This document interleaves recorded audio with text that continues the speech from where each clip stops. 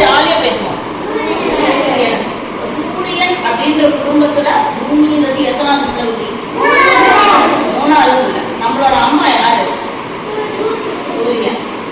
பூமி நம்ம அம்மா. அப்படின்னா சூரியன் யாரு?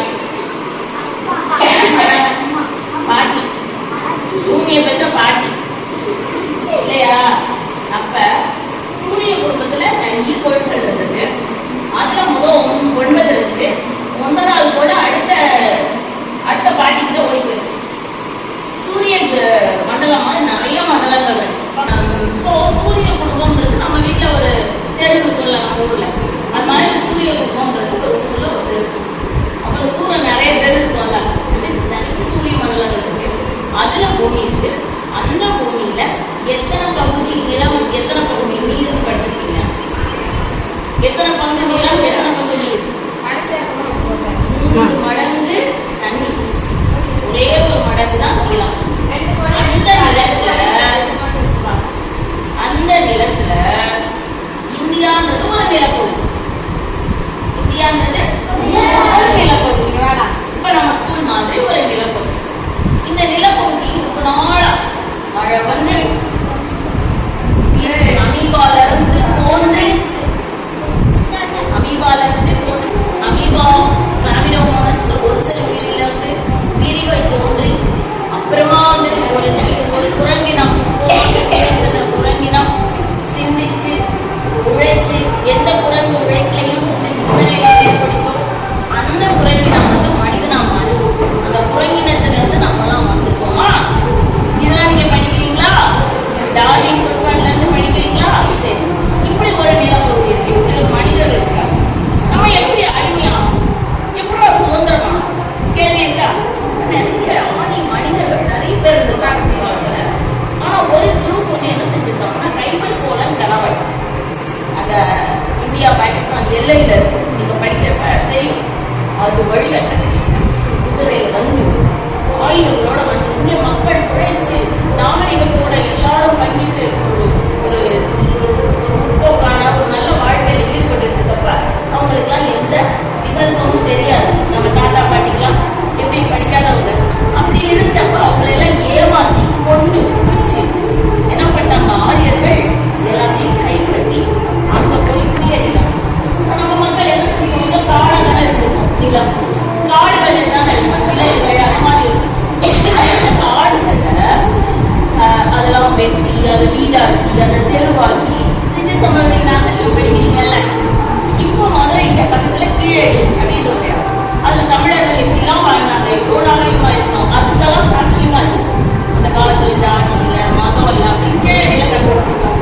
ஆதி காலத்திலேயே தமிழர்கள் அப்படின்றவங்க அதை இருந்துட்டாங்க. நம்ம திராவிடர்கள் அதை இருந்துட்டாங்க.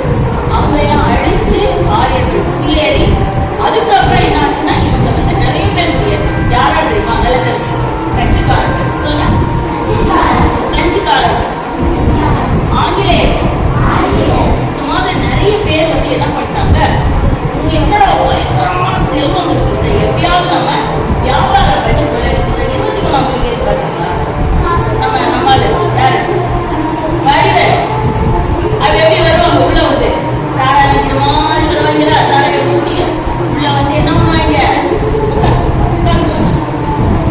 அவங்க வந்து என்ன பண்ணுவாங்க? வியாபாரம் பண்ணி எல்லாத்தையும் ஏமாற்றி என்ன செஞ்சாங்க? கொஞ்சம் கொஞ்சமா நம்ம நாட்டை ஆக்குபை பண்ணோம்.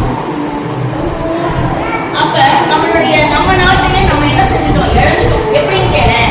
இது யாரோட பணிபுரம்? நம்ம எல்லாருடைய பணிபுரம். அரசாங்கம் நம்ம தாய் மாதிரி, பெற்றோர் மாதிரி, அவங்க அதை நிர்வகிக்கிறாங்க.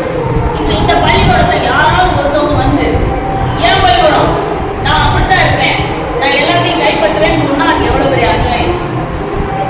செய்யலாமா? செய்யக்கூடாதுல்ல. அதைதான் செஞ்சாங்க. யார் செஞ்சாங்க? பிரெஞ்சுக்காரர், டச்சுக்காரர்கள் எல்லாம் இருந்தாங்க இல்லையா? ஆங்கிலேயர்கள். இந்த 3 பேர் கொள்ளக்காரர்கள் யார் ஜெயிச்சாங்க? முதல் பெரிய கல்வியாளர் யாரு? ஆங்கிலேயர். அவன் வந்து எல்லாத்தையும் எடுத்துட்டான். 4 வருஷம் கிட்டத்தட்ட 1800 வந்து 1947 நிறைய வருஷங்கள்ல மிக குறிப்பா 4 வருஷம் என்னாச்சு?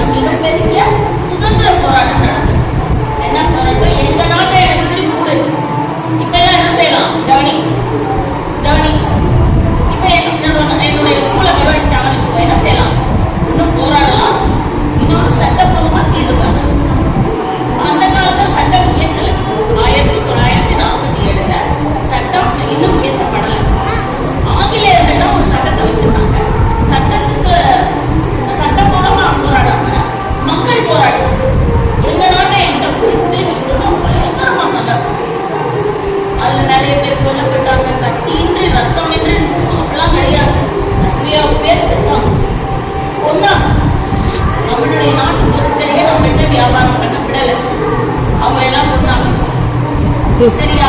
அப்ப இந்த மாதிரி இருக்கப்பதான் நிறைய பேருடைய போராட்டத்தினுடைய விளைவாக தான் என்ன கிடைச்சது? 1947 ஆகஸ்ட் 14 நள்ளிரவே ஆங்கிலேயர் சரி அவ்வளவு பேர் வந்து பயங்கர விழிப்புணர்வோட இருக்காங்க.